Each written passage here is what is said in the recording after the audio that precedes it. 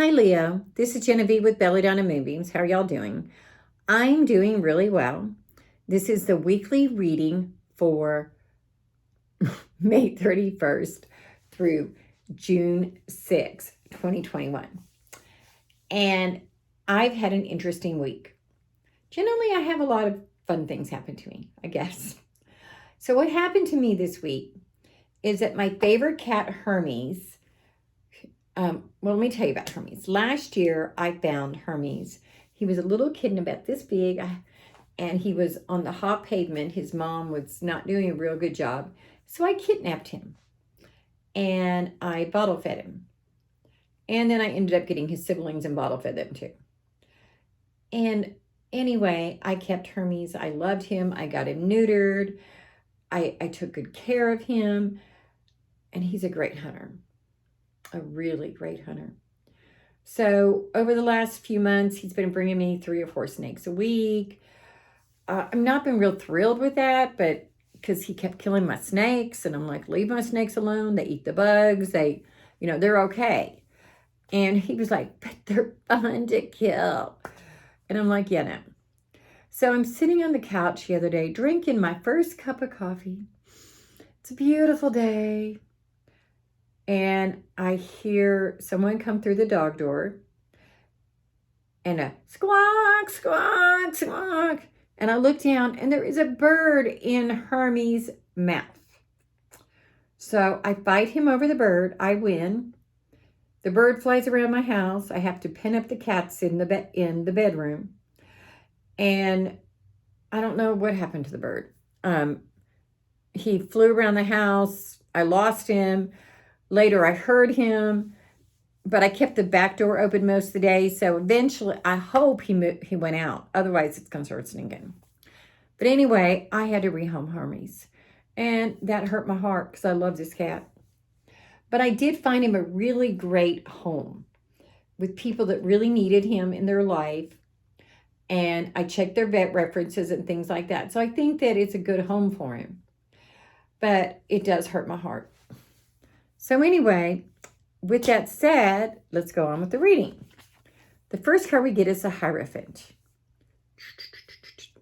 The Hierophant is a Pope-like figure. He's like into spirituality and things like that. But when I see him, I think that sometimes you're being told to think outside that box. Because the Hierophant, because he's that Pope-like person, is keeping everybody in line. And I think that you're keeping yourself in a box too much. You're limiting your choices. You are limiting yourself.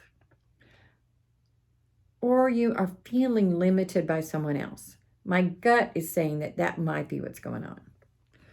Next to that, we get the Empress, which says that as you're starting to break out of your box, you need to nurture yourself. That you need some nurturing, some loving. And this Empress has everything she needs. See, she's got grain, she's got water, she's got a wand, she's got 12 diamonds in her crown. She's got everything. And you have everything. And you have everything you need to nurture yourself and break out of this box. You also get the Temperance card. And this card says that you need to evaluate and be patient. You need to take things one step at a time. You don't need to jump forward a mile. You need to just do it one step at a time. Put one foot in front of the other. Because as you're making these changes, as you're breaking out of your box, it's going to seem like a big deal. But it's really not if you do it one step at a time. You know, they say that a trip of 1,000 miles or a journey of 1,000 miles starts with the first step. Another thing you get is the Judgment card. So this says to use your brain, use your judgment.